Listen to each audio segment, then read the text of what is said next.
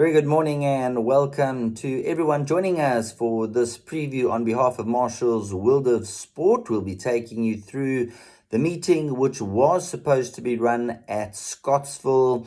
However, due to the heavy rain that we have had in the last couple of weeks, the track is not raceable and they have moved it to the Greyville turf track.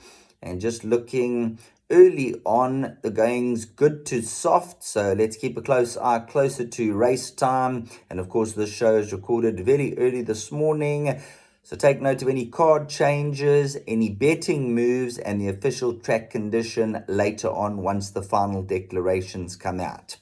So we are now racing on the turf at Greyville, so take note and be with those horses who enjoy the Greyville circuit. Now, I have two best bets on the card. Firstly, in race 4. In the fourth race, we're going to go with number 8, Majestic Warrior from the informed Peter Muscat stable.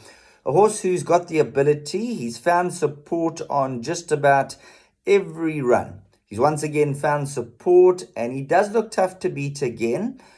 Last time out, they tried him over the 1900.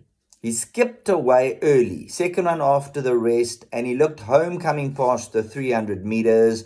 And then the last 100, he just came up for a bit of air, and the horse called the Bund, who attracted support, was the main danger, came through to tag him in the last 50 or 75 meters.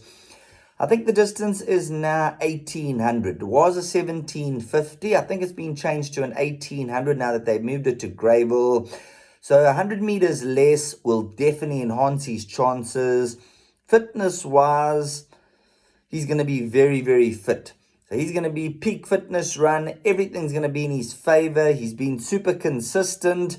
And Tristan Godden, he'll get him into a good rhythm. There's no false rail today. Note that at this stage, there's no false rail.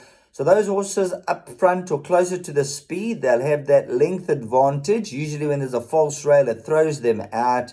And if Majestic Warrior gives the kick at the right time, he's good enough to beat this field. And of course, the danger will be number 2, Arverni King, to play your exactors and swingers with. But we're not looking to beat Majestic Warrior. We believe he's above average. The stable really rate him. He's been disappointing, but it's now time for him to shine.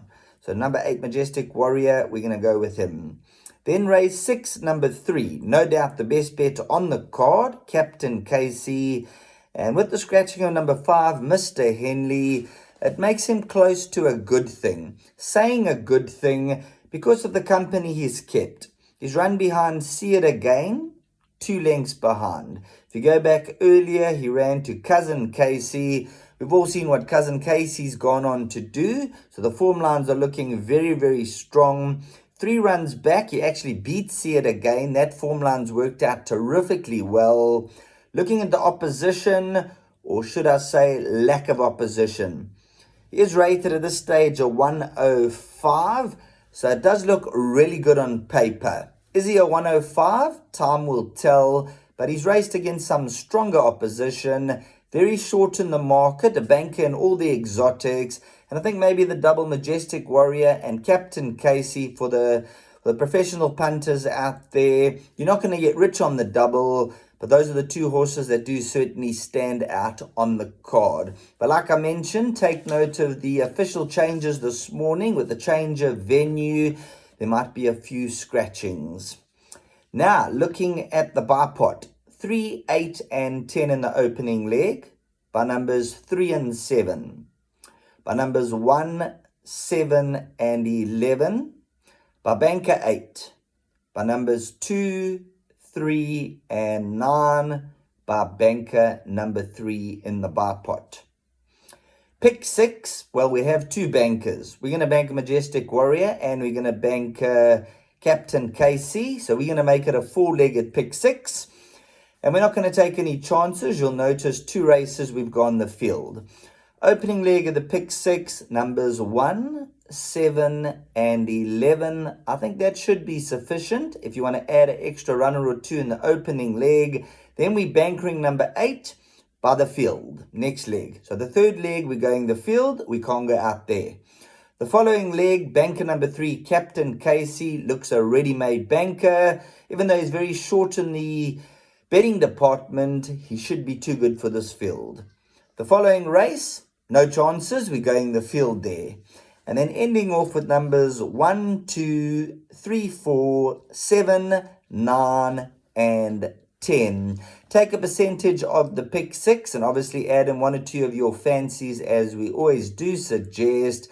There's no value for me on the card. I can't find a value selection. So we're going to stick with the 2 best bets and the 2 exotics. And then we'll see how we go from there. On behalf of Marshall's World of Sport, have a top day's racing. As I mentioned, we have now moved to Greyville on the turf. No longer racing at Scottsville due to the heavy rains. We'll catch you at the races, and hopefully the horses do it on the track for you.